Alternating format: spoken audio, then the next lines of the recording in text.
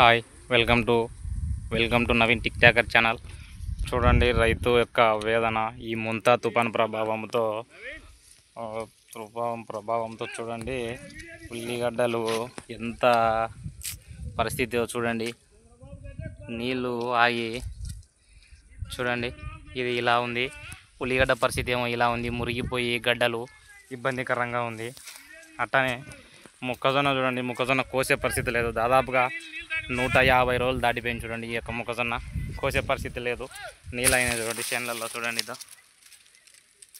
రైతు యొక్క ఆవేదనను అర్థం చేసుకునేది ఎవరు? రైతును ఆదుకునేది ఎవరు? రైతే రాజని ఎన్నో ప్రభుత్వాలు వచ్చి చెప్తూ ఉంటాయి, కానీ ఏ ప్రభుత్వం రైతును ఆదుకోవడానికైతే ముందుకు రావట్లేదు. దయచేసి రైతు యొక్క ఆవేదనను తెలియజేస్తూ ఈ వీడియోను అందరికీ షేర్ చేయండి, లైక్ చేయండి.